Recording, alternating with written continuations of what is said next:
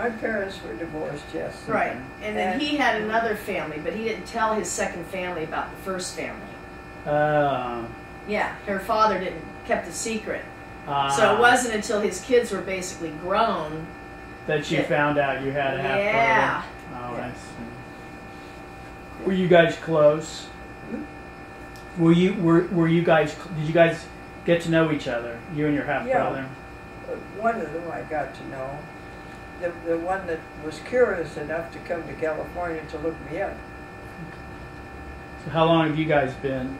When was that? Well, they met in 1951. Oh, okay, so you've known me. But, yeah, except though, he told me that in all the years, he still only spent about 30 days with her. Oh, so really? That's not, you don't really get to know someone very well then. Now he wants to come and be conservator. I said, now he wants to come and be your conservator. Yes. And my inheritor also. Aww. But she called him a Johnny-come-lately. What about? Don't you have any friends or anybody left in Pennsylvania? Oh, I guess you wouldn't have anybody in Pennsylvania. What about your? I don't. I'm sure there are Pennsylvania people that. What about your parents' family and all that? I mean, were there cousins and? No. No cousins. Wow. If there were, I never knew any of them because apparently my mother didn't like sex. Oh. And so she decided she wanted to get as far away from my father and sex as she could. See, that's why I think, quite frankly, Sarah Jane, you love to tell a story about how you were told that you would never survive another winter in Pennsylvania. I think that was made up. I think your mom just wanted to get away from your dad, and California was as far away as she could get. I think both were true. Maybe. Yes, I think the latter was more true. Well, I remember because every winter I was sick. Everybody was. I grew up in Ohio. I was sick every winter, too. I spent every winter in bed. Yeah. Everybody was sick. That's what happens in the What about all that beautiful snow? I like the snow. I like snow too when I can get away from it. Yeah, it's nice like to visit. I can go to live it in and it. come back from it. Yeah. But when I was back in Ohio, when I went back to visit my dad back east, I loved those white Christmases. That's because you were coming back to California. I still it like was the a white novelty. Christmas. Yeah.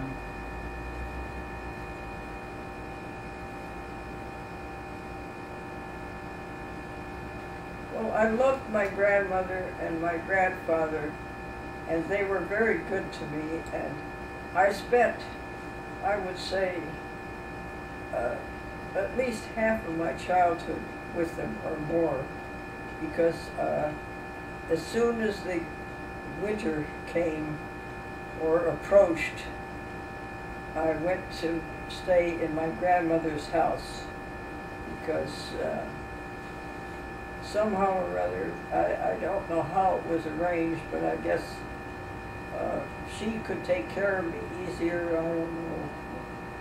I wasn't part of the planning, but I remember my grandfather's and grandmother's house very, very affectionately. They were great, took great care of me, and so that's where I spent. Is this your mother's parents? Yes. I love your apartment.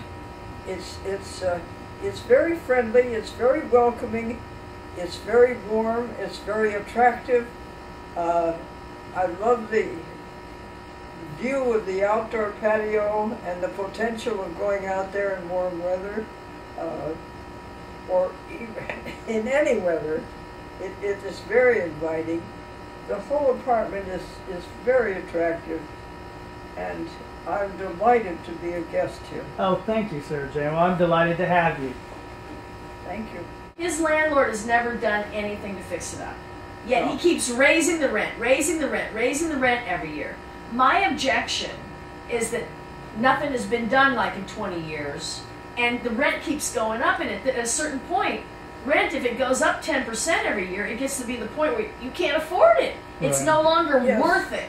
And besides that, isn't there a certain responsibility of the landlord to do some sort of improvement or maintenance every year? Maintenance, but not improvement. And especially if they're Jewish, you barely get them to do maintenance. Not upstairs when they move out. He's wrecking. Well, the one upstairs he tore I out. thought he already fixed the one No, upstairs. not that one. The one in the back, the very far back Oh, on that's the so upper. he can try to get more No, money well, for he's it. torn out the entire kitchen. He had Right. a marble counter. He's tried to update it completely, redid the whole thing. Yeah. But And none of the... So that he can raise the rent. And check it out, Sarah Jane. There's no parking. So there are 8 units, but only 3 tenants get 1 parking space. The other 5 tenants get no parking space. Yes, I think you should lose another 10 pounds. okay. Do you think I'm a pretty good guy? Yes. Okay. Yes, I think you're a very good guy. Okay. Good I think looking. you would be even more attractive if you lost 10, Okay. maybe 15 pounds. Yeah. Lose 10 and we'll see. Can you imagine me 40 pounds lighter? She used to be very skinny. I was so skinny. Really skinny. Well, that was unhealthy. It was just my normal weight. And she was younger. And I She was young. much younger. I was in my 20s, you know. I never had any fat on me till I was 40. When you could be out making a fortune. That's true. So you think when a person has talent, they should share it? Pardon? You said you have talent, you should share it. If talent, you should share it. If you have talent, you should definitely share it. It's true. Yeah, I did plays If you with. were given the talent, you weren't given it just to amuse yourself. Right. You know, you can play with blocks and toys in the sand and whatnot, but gosh, with the talent, you've got to use it and share it. It's just not for you, it's for everyone. Right. It's true. That is true. That's very true.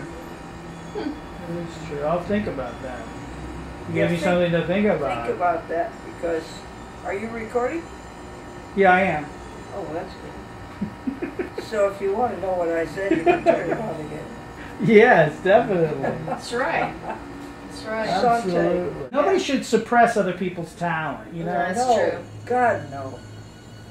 But people do. They do suppress people's I talent. think that's one of the greatest crimes Right. any age, Yeah, I think is suppressing other people's talent. you're right.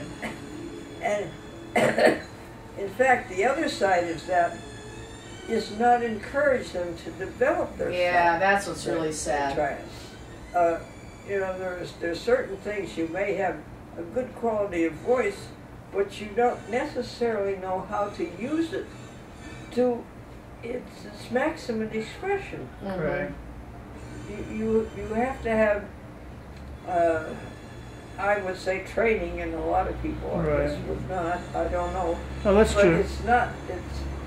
I think the training develops The raw the talent. natural Yeah. raw talent. Yeah, it's true. You have to have training. Who's Yeah, Oliver? Do you work at 20th Century Fox? No, I didn't work it. No, yeah, I did. I did a couple jobs over there. Yes, I was going to say that. Yeah, I did do some work over at Fox. Actually, doesn't matter. Well, I was in the publicity department, and I was probably on the set watching everybody. Oh, absolutely. You saw a lot back then. You saw a lot. Do you remember when Marilyn Monroe came in? Do I?